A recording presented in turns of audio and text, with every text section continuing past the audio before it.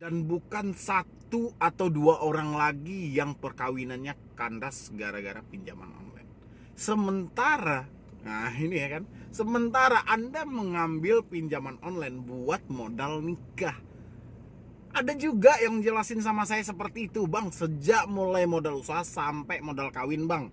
Modal kawin ini saya juga definisikan ya mungkin modal nikah ya, bukan kawin kawin gimana lah gitu ya, pokoknya Anda paham lah, itu bukan buat itu kan. Tapi kalau kawin buat itu, sewa hotel nih segala macam, yo wis oke. Berarti otak Anda memang udah kebalik kali itu ya. Memang iya duit hantu habis sama setan, yo oke. Tapi Anda tahu laknatnya sampai detik ini kayak mana kalau cuman buat modal kawin. Tapi kalau buat modal nikah ya oke, itu sesuatu yang baik juga. Tapi sedangkan orang yang tidak menggunakan uang pinjol untuk modal nikah, berapa orang mereka yang kandas pernikahan mereka gara-gara pinjaman online? Gara-gara apa, bang? Gara-gara satu sama lain tidak mau mensupport pasangannya. Ini sering terjadi nih. Terutama kaum ibu-ibu sering terjadi ya. Giliran suami dia bermasalah dengan masalah hutang ini segala macam ya.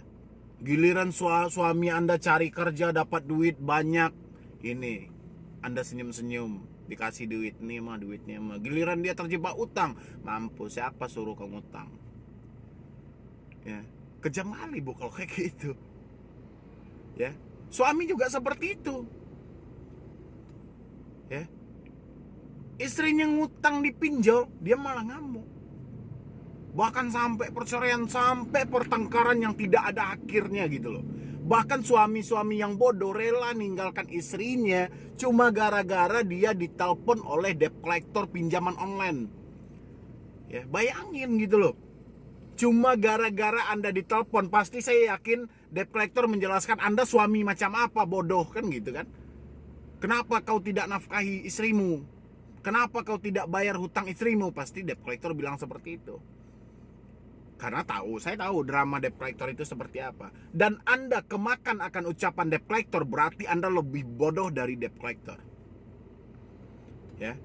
Karena yang dibutuhkan oleh istri Anda ketika dia terjebak di pinjaman online adalah dorongan mental, semangat, motivasi. Karena supportan dari Anda lebih berharga dari uang nafkah jutaan yang Anda berikan. Ya, karena wanita ini butuh dimanja dan dimengerti. Oke, dia melakukan suatu kesalahan, Anda marah, tapi jangan sefatal itu, bro. Ya. Kalau perempuan bertindak, habis, kita yang habis. Ya. Makanya boleh kita marah, kita menasehati, tapi di balik sebuah marah kita tersimpan satu nasihat buat istri kita. Ya. Kayak gitu. Ini saya banyakin, ini sampai dia sang suami keluar rumah, pergi balik ke tempat ibunya, nanti dek aku pengen ngomong sama anak. Itu keegoan Anda sebenarnya sudah keluar gitu loh. Padahal Anda pengen ngomong sama istri Anda, kenapa saya nggak dijemput gitu ya. Tapi alasannya sama anak ini segala macam kan gitu kan. Makanya dipikirkan, dipertimbangkan, karena kesalahan yang terjadi dari istri Anda tidak terlepas dari kesalahan Anda sebagai seorang suami. Ya. Bukan saya menghina suatu pekerjaan Anda, tidak. Tapi tidak terlepas dari kesalahan Anda sebagai suami. Kalau memang Anda mencukupi nafkah lahir, ya, mungkin istri Anda tidak akan terjebak di pinjaman online. Tapi sayang pak, ya, makanya kita introspeksi diri. Sejauh ini nafkah yang kita berikan gimana? Ya, terkadang wanita ini karena rasa cinta dia, karena dia ingin berkorban untuk suaminya, dia ikhlas karena dia tahu pendapatan dari suaminya segini ya. Sementara dia membutuhkan dana yang lain buat keperluan anak, buat membantu urusan rumah tangga, sehingga dia keteledoran masuk ke pinjaman online. Dan di saat dia bingung, Anda malah ninggalkan. Ini kejam banget gitu loh ya. Nah ini yang udah nikah ini bro, bagaimana Anda yang mempergunakan ini buat modal kawin atau modal nikah ya. Dan saya berharapnya semoga satu sama lain dari pasangan Anda bisa menerima dan kita saling support. Karena itulah yang dinamakan sakral nikah, itu perjanjian yang teramat suci. Dan sang suami mempertanggungjawabkan semua nafkah lahir dan batin dari istrinya, dan istrinya juga berjanji akan mendampingi suaminya dalam suka maupun duka. Ya, jangan Anda kira itu cuma sakral gitu aja, ijab kabul itu. Ya, bagaimana bang, kita sudah terjebak, suami saya sudah pergi bang, tidak mau pulang lagi, udah cari baru. Simpel aja kok, cari yang baru. Kenapa salah dia kan? Kenapa dia ninggalin? Jika dia cukup bodoh untuk meninggalkan kita, kita harus cukup pintar untuk melupakan dia. Ya, kita kasih satu opsi, kamu mau pulang atau tidak? Kalau tidak, ya udah, aku ganti baru. Ya, jelaskan kayak gitu ya bu, jangan mau ditekan. Nanti suami anda udah pergi, anda ngemis-ngemis lagi gini. Akhirnya suami anda mendapatkan juga suatu kelemahan anda untuk menekan anda, dan ini akan terulang kembali kalau anda tidak memberikan dia efek jerah. Ya. Untuk istri juga kayak gitu. Harusnya kita saling support, saling semangati, berbicara dari hati ke hati, berbicara dari mulut ke kuping. Ya. Ya udah, biar apa? Tanyain, mas, kenapa ada masalah di kantor, kenapa ini sampai utang sebanyak ini, kemana lari duitnya, kamu ada pengeluaran apa, berbicara dan support dia. Ya, saya tahu ini pinjaman online, saya pernah dengar dari YouTube Bang Medi Brownie gini-gini.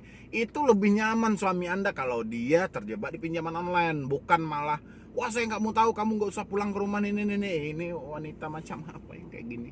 Ya, dan intinya buat teman-teman semuanya, pinjaman online kalau bisa, ini saya sarankan lagi, kalau bisa jangan sampai Anda meminjam di pinjaman online. Jangan sampai. Ya, kenapa? Karena ini memang lintah darat banget. Belum ada sejauh ini manfaat dari pinjaman online.